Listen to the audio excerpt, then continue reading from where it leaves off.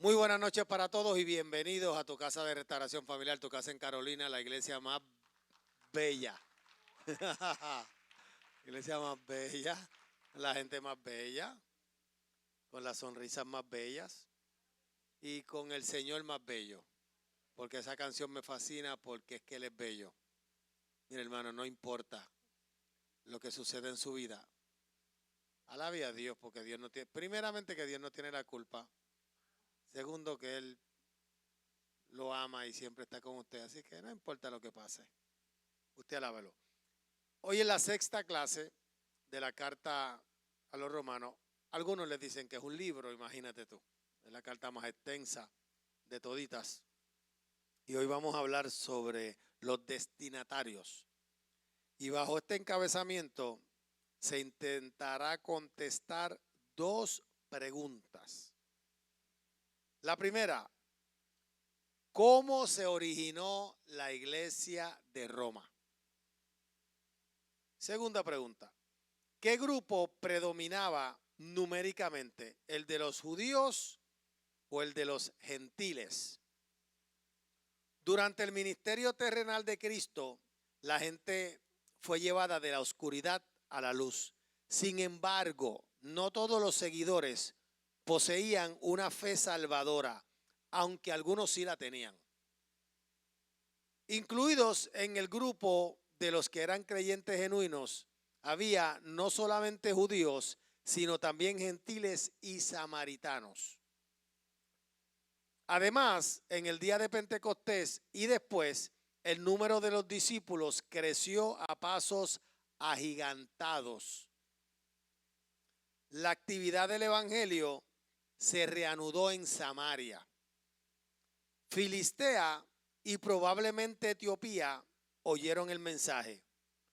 Lo que estaba sucediendo en todas estas regiones no fue pasado por alto en otras partes, porque si bien los modernos métodos de comunicación, radio, televisión, teléfono, internet, etcétera, etcétera, etcétera, no existían, la gente viajaba extensamente, manteniéndose así informados unos a otros sobre sucesos de todas las partes del Imperio Romano. Mire, hermano, cuando nosotros leemos la Biblia, ¿alguien todavía lee la Biblia hard copy?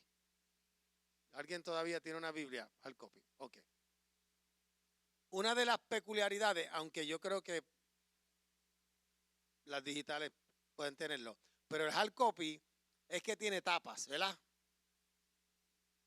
Tiene tapas. Y la última tapa tiene los mapas.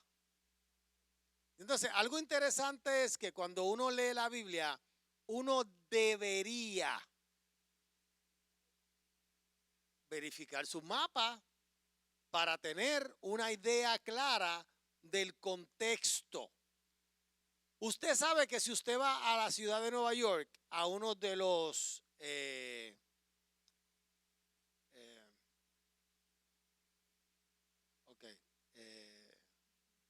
¿cómo digo? Hay diferentes sitios en Nueva York donde, Pablo, donde fuimos a New York, que vimos la historia de la humanidad. ¿Cómo se llamaba aquel lugar?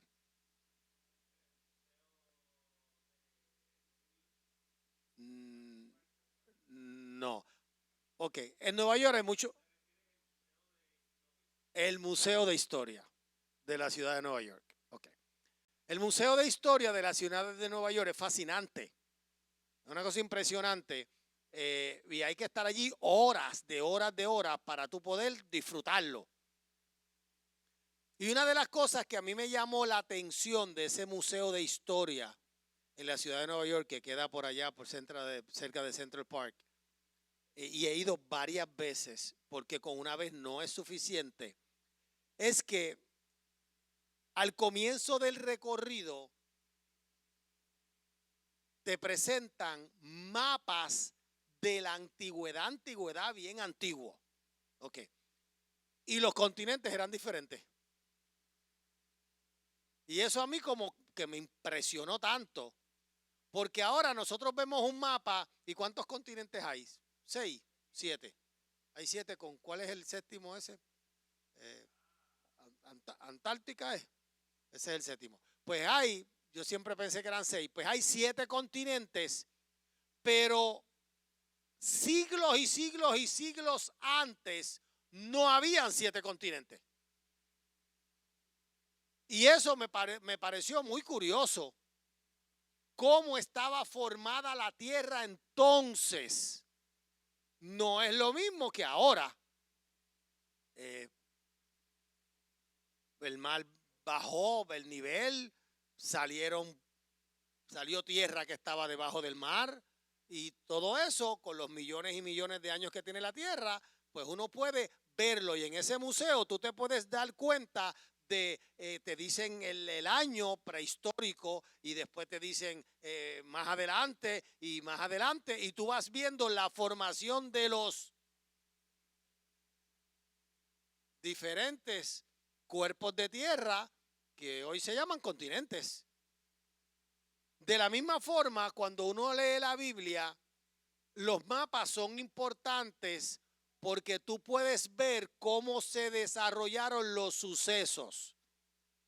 El viaje a Israel es bien importante porque tú puedes entender un poco más la Biblia, porque cuando tú estás allí te explican, por ejemplo, Nazaret, donde creció el Señor, pues tú puedes ver, esto es Nazaret, y en esta granja o en esta finca fue que se crió el Señor. Por eso a mí me gustan los mapas de la Biblia, especialmente cuando se habla de los viajes misioneros de Pablo y cómo Pablo lo hizo. Y eso es lo que yo quiero que tú pienses en esta clase, que tú te imagines aquel lugar, porque ahora la comunicación es bien diferente, pero en ese tiempo no. Pronto, ok, no habían los métodos modernos de comunicación. La gente viajaba y se mantenía informado de los sucesos que pasaban en otras partes. Pronto también Damasco y Siria contaban con creyentes entre sus habitantes. Uno de ellos era Ananías, pero se puede encontrar una referencia a un anterior a Siria en Mateo 4:24. Y se difundió su fama por toda Siria, y le trajeron todos los que tenían dolencias, los afligidos por diversas enfermedades y tormentos, los endemoniados, lunáticos y paralíticos, y los sanó. ¿Quién los sanó? ¿Quién los sanó? ¿De quién están hablando aquí? De Jesús. Y está diciendo en el Evangelio según Mateo que su fama ya se había difundido por toda Siria. Aún mientras Jesús caminaba sobre la tierra, su fama ya se extendía. Gracias, papá. Se viajaba mucho en aquellos días, y a pesar de los peligros, viajar era algo relativamente seguro debido a la aún prevalente Pax con X romana, reinado de paz impuesto por el Imperio Romano.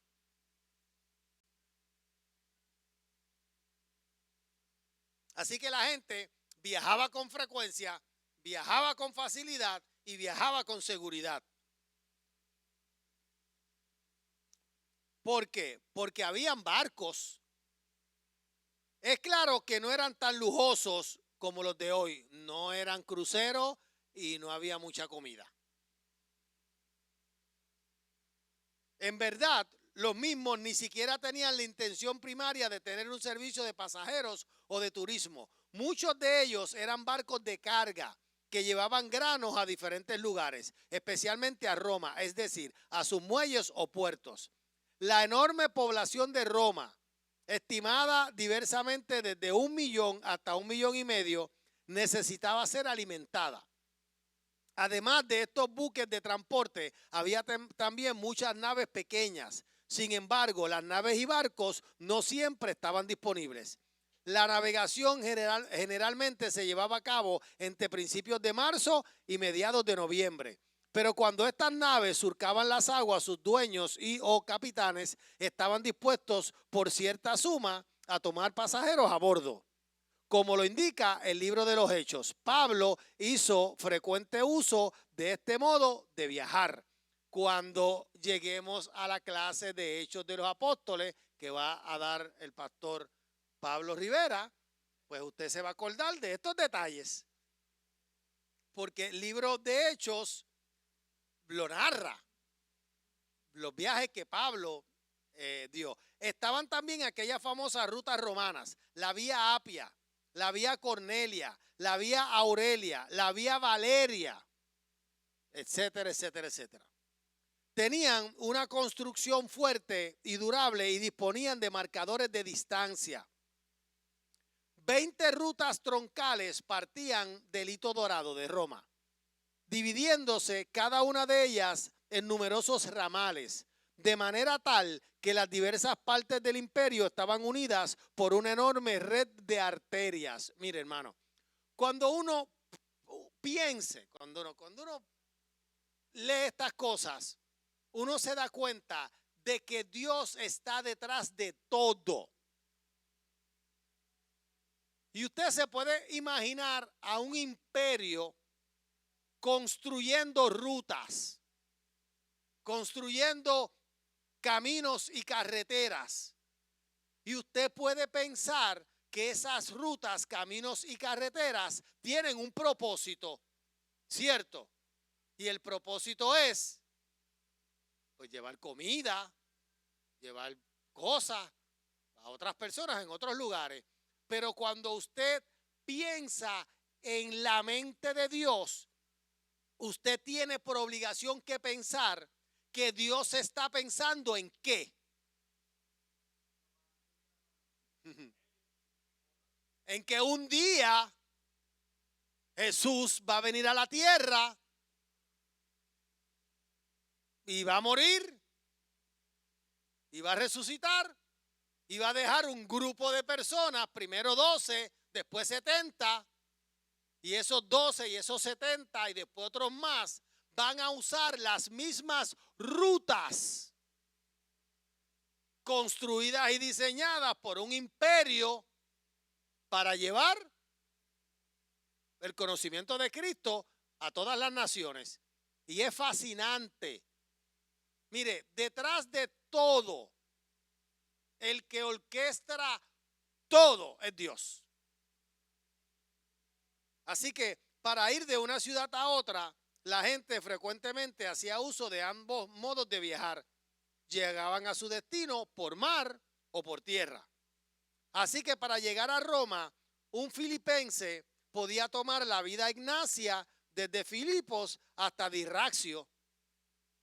Acto seguido, cruzaba el Adriático por barco hasta Brindisio. De allí, la vía Apia lo llevaba a Roma. Ahora para usted ir a Tierra Santa, pues usted llega al Kennedy en Nueva York, y del Kennedy en Nueva York llega a Turquía, y de Turquía pues llega a Israel. De la misma forma, del Nuevo Testamento y de otras fuentes, uno recibe la impresión de que había un gran número de viajeros. Así, por ejemplo, Aquila y Priscila, o Prisca, en diferentes intervalos de su vida, deben haber viajado desde Ponto a Roma y de allí a Corinto y más tarde a Éfeso. Hechos 18, 18 y 19 dice: mas Pablo, habiéndose detenido aún muchos días allí, después se despidió de los hermanos y navegó a Siria, y con él Priscila y Aquila, habiéndose rapado la cabeza en Cencrea porque tenía hecho voto. Y llegó a Éfeso y los dejó allí, y entrando en la sinagoga discutía con los judíos. De allí a Roma. Romanos 16:3 dice: saludad a Priscila y Aquila, mis colaboradores en Cristo Jesús. Y subsecuentemente de nuevo a Éfeso. Segunda de Timoteo 4:19, que dice: saluda a Priscila y a Aquila y a la casa de Onesíforo.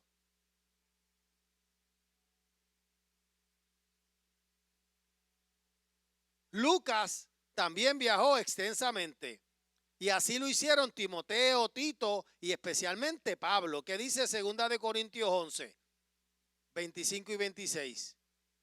3 veces he sido azotado con varas, una vez apedreado, 3 veces he padecido naufragio, una noche y un día he estado como náufrago en alta mar, en caminos muchas veces, en peligros de ríos, peligros de ladrones, peligros de los de mi nación, peligros de los gentiles, peligros en la ciudad, peligros en el desierto, peligros en el mar, peligros entre falsos hermanos. Ahora, ¿por qué iba la gente a Roma? Una de las siguientes razones, o por una combinación de 2 o más de ellas.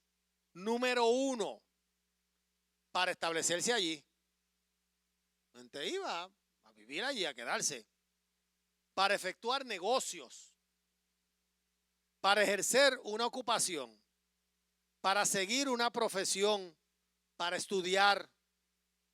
Para escapar arresto. Porque era fácil perderse en una ciudad tan grande. 7, para satisfacer su curiosidad acerca de la metrópolis sobre el Tíber, respecto a lo cual tantos rumores habían estado circulando.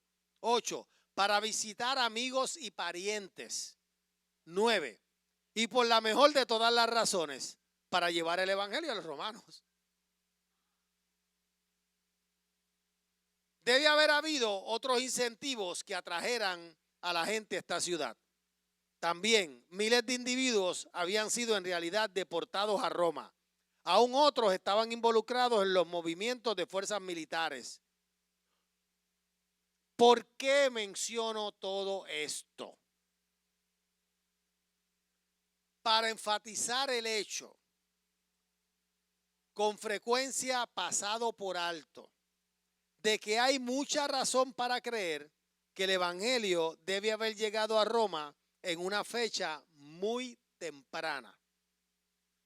En su temor de caer en una especulación descabellada, algunos olvidan que una imaginación histórica realista no es solo justificable, sino necesaria. Eso a veces se pasa por alto. Así, por ejemplo, hay los que minimizan la importancia de Pentecostés, que está en Hechos capítulo 2, para el establecimiento de la iglesia en Roma. Dado que no pueden encontrar ningún registro de alguna relación entre Pentecostés y las conversiones sucedidas en Roma en época tan temprana, rechazan la idea de que pudiera haber una relación tal.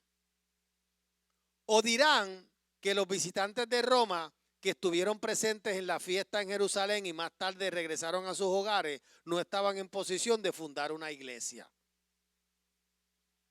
Escucha. Pero el evangelista Lucas ha informado definitivamente que entre aquellos que fueron testigos de los extraordinarios milagros que rodearon al derramamiento del Espíritu Santo, había visitantes de Roma, tanto judíos como prosélitos. Estos son gentiles convertidos al judaísmo. Hechos capítulo 2, verso 10, ¿qué dice?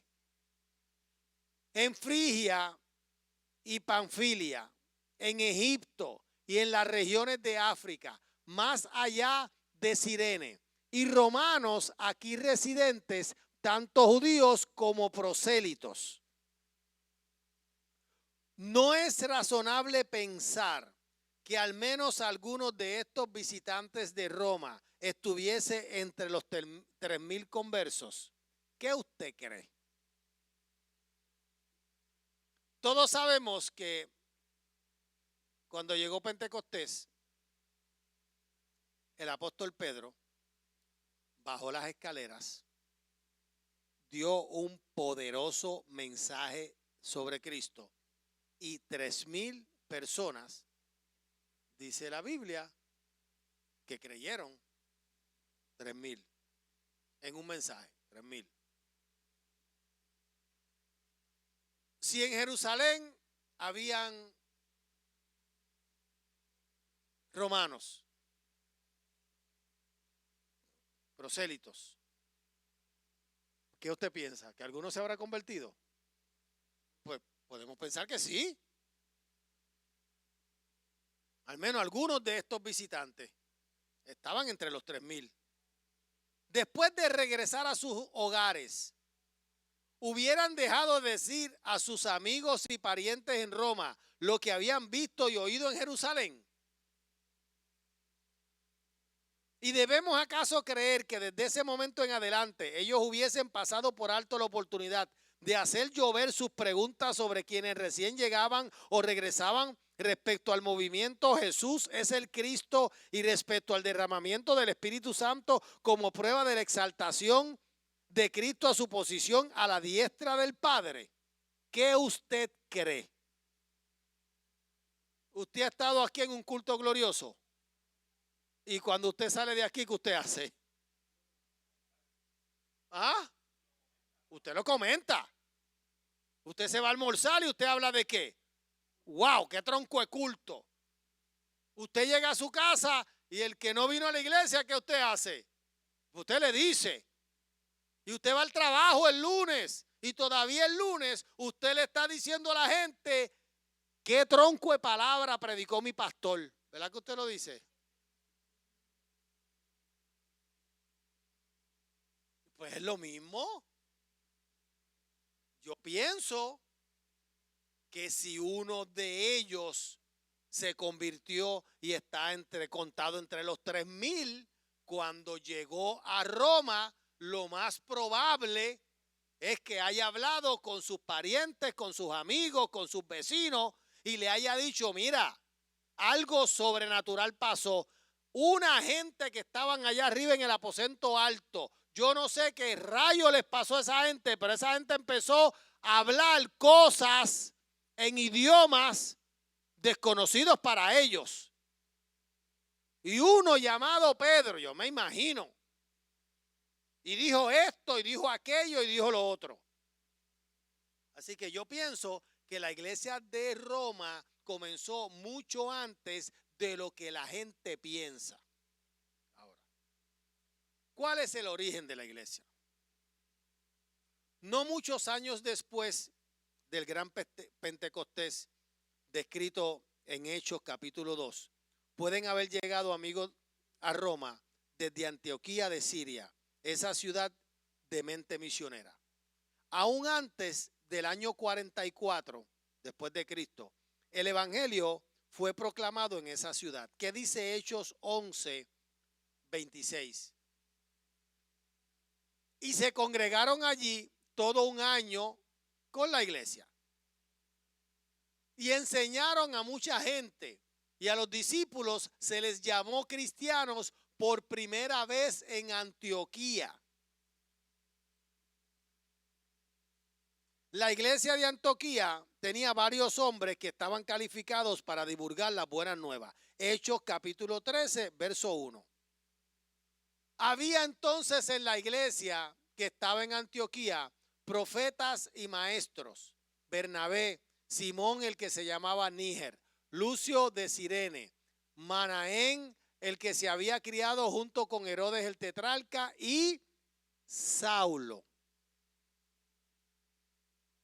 Así que dado que todos los caminos llevaban a Roma y que los viajes de ida y vuelta eran muy frecuentes, se hace al menos imaginable que algunos de estos antioqueños de mente misionera proclamaran en fecha temprana el evangelio en Roma, añadiendo fuerza a la muy joven iglesia. Pronto miembros de otras iglesias, por ejemplo, de las de Filipos, Corinto y Éfeso, bien pueden haber cooperado, porque entre cada una de ellas y Roma la comunicación era constante. Se habrá hecho claro que en sus comienzos más tempranos la iglesia romana probablemente fue iniciada no por algún apóstol, salvo indirectamente, sino por gente común de entre aquellos judíos y prosélitos que habían sido testigos de los milagros de Pentecostés y que habían regresado después a sus hogares en Roma. Cuando usted ha leído Hechos capítulo 2, ¿había pensado en esto? Uno como que se quedó pensando que eso se quedó ¿dónde? Pues allí, pues eso no se quedó allí. Eso salió de allí. Pentecostés fue un hecho histórico. Allí comenzó la iglesia. Y esas personas llenas del Espíritu Santo y otros con esa mente misionera, a mi entender, fundaron la iglesia de Roma. Debe subrayarse el hecho de que estos laicos eran judíos o que en algunos casos habían sido una vez convertidos a la religión judía. Mire, con esta información usted tiene que pensar, Okay. La iglesia de Roma probablemente no la fundó ningún apóstol. La fundaron gente común como usted y como yo. Y eso nos tiene que poner a pensar. Porque a veces pensamos que este asunto del evangelio es como selectivo para algunos predicarlo. Todos somos testigos. Predicar el evangelio es tan sencillo como usted testificar de lo que le ha ocurrido. Y yo me imagino que así fue que comenzó todo. La gente contando lo que le sucedió. No debe causarnos sorpresa, por lo tanto, si descubrimos que en su comienzo mismo la iglesia de Roma revelaba este carácter judío. La primera evidencia de la existencia de cristianos en Roma aparece en una obra de Suetonio, historiador de fines del siglo I y principios del siglo II, en su obra Vida de Claudio, y escribió lo siguiente: Claudio expulsó a los judíos de Roma porque constantemente estaban amotinándose por instigación de Crestus. El consenso de los eruditos es que Crestus es una variante latina de la pronunciación gentil de Christus. ¿O qué? O Cristo. El decreto de Claudio es mencionado en Hechos 18:2 para explicar la presencia de Aquilas y Priscila en Corinto cuando Pablo llegó allí por el año 50 o 51 después de Jesucristo, que dice Hechos 18:2. Y halló a un judío llamado Aquila, natural de Ponto, recién venido de Italia, con Priscila su mujer, por cuanto Claudio había mandado que todos los judíos saliesen de Roma, fue a ellos.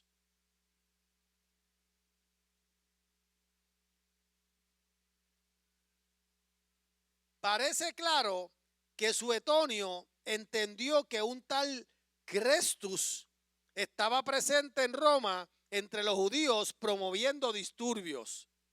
Sin embargo, la conclusión de los estudiosos es que debe tratarse de tensiones entre judíos creyentes que aceptaban a Jesús como el Cristo, eso es el Mesías, y judíos no creyentes que lo negaban.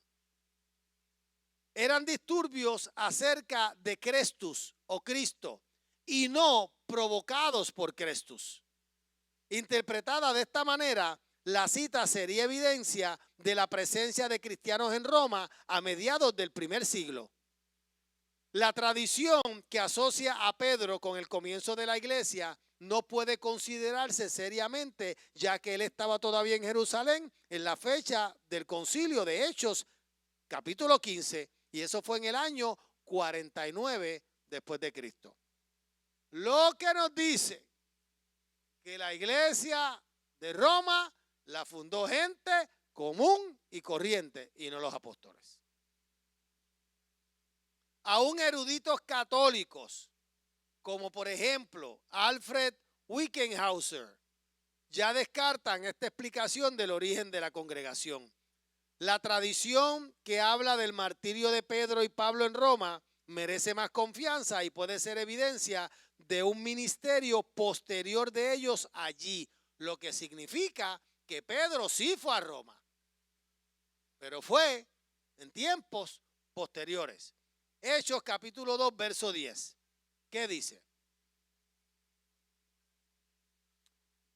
En Frigia y Panfilia, en Egipto y en las regiones de África, más allá de Cirene, y romanos aquí residentes, tanto judíos como prosélitos.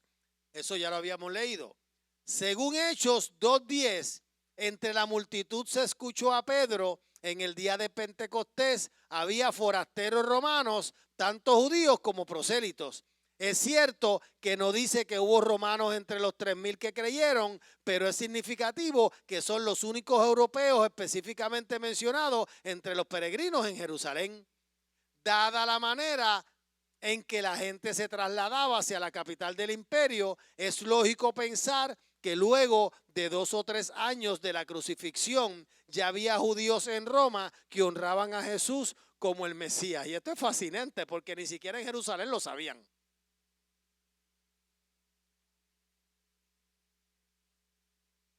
¿Cómo se puede esparcir este mensaje?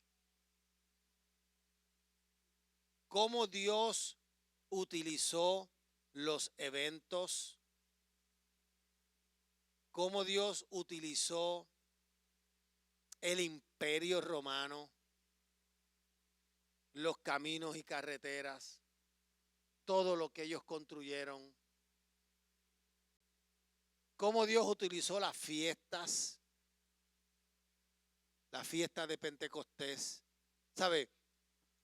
¿Cómo Dios orquesta sus cosas de una forma tan perfecta que no falla? ¿Sabe? Cristo no vino a la tierra al azar. Todo fue planificado por Dios para que hoy nosotros le conociéramos. Ambrosiastro, un padre latino del siglo IV o del siglo IV, en el prefacio de su comentario sobre la epístola a los romanos dice que ellos habían abrazado la fe de Cristo, aunque según el rito judío, sin ver alguna señal de obras poderosas o alguno de los apóstoles. Evidentemente eran creyentes comunes los que llevaron el evangelio a Roma y lo establecieron allí, probablemente en la comunidad judía de la capital. Cuando Pablo escribió la carta a los romanos, parece que la congregación era una mezcla de gentiles y judíos. Posiblemente el decreto de Claudio, que obligaba a los judíos a salir de Roma, ya había perdido vigencia, permitiendo su regreso a la ciudad.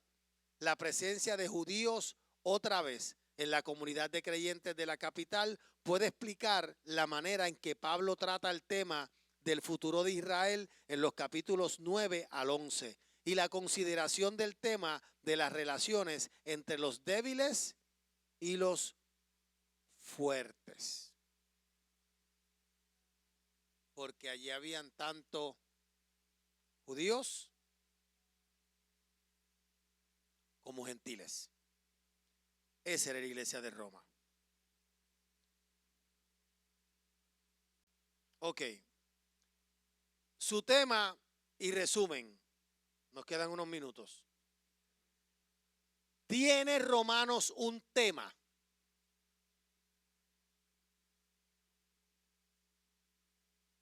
¿Tendrá Romanos un tema? Si por tema queremos decir un asunto del cual el escritor nunca se desvía, la respuesta es no. Esta carta toca una variedad de asuntos, aunque hay un tema principal. Número 1, el deseo de Pablo de visitar a Roma. 2, la ira de Dios. 3, Adán versus Cristo. 4, el antinomianismo. 5, la lucha del alma. 6, el sufrimiento presente contrastado con la alegría, con la gloria futura. 7, Israel.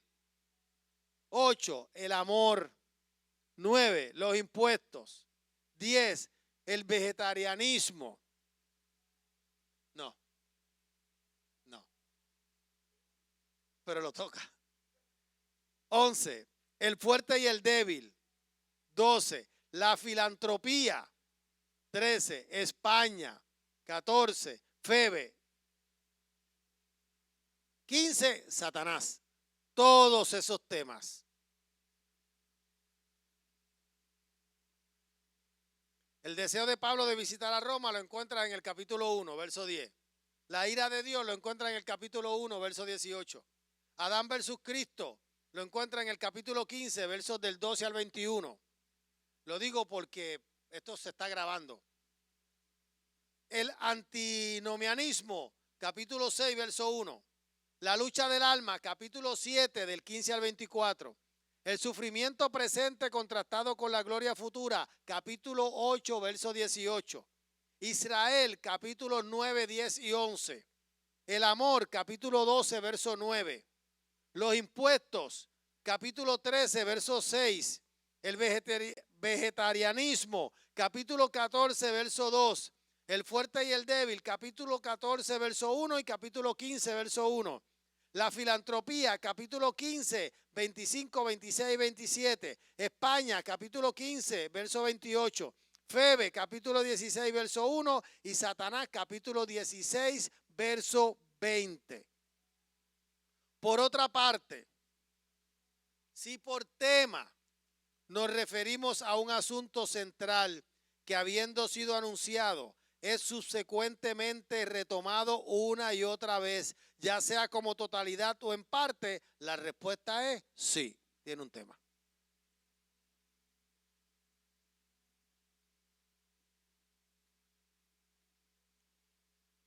Este tema fue producto no del pensamiento humano, sino de la implantación divina en el corazón y en la mente del luchador Saulo de Tarso.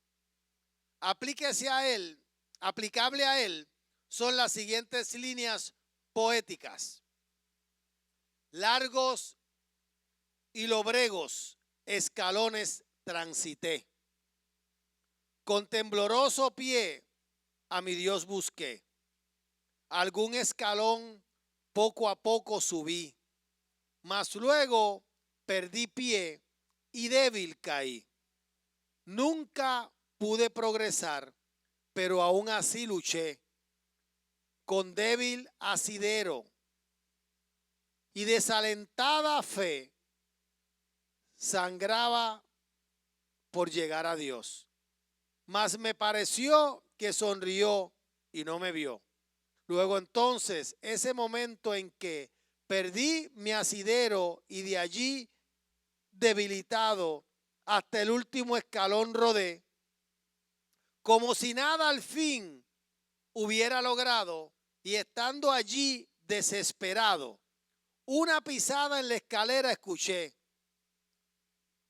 En esa misma escalera en que yo titubeé, caí y desmayado quedé. Y así cuando la esperanza había cesado aquí, mi Dios bajó la escalera por mí.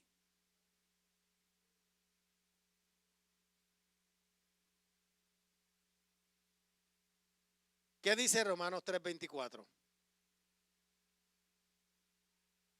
Siendo justificados gratuitamente por su gracia, mediante la redención que es en Cristo Jesús.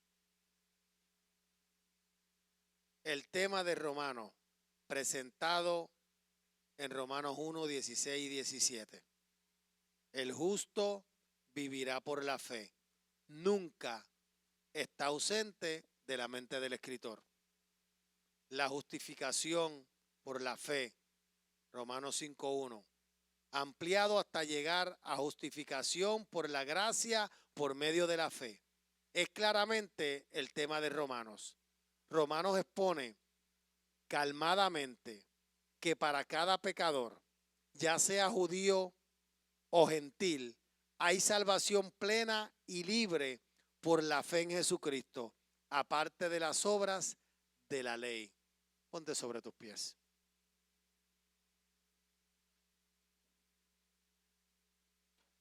Romanos es esperanza.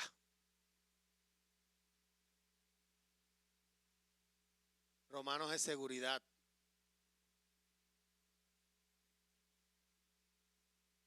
Romanos cambia vidas.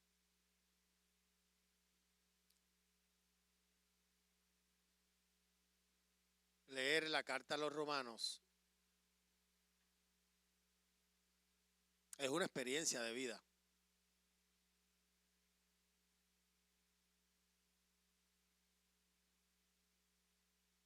Cuando se llega del mundo quebrado, roto, sin esperanza, sin fe,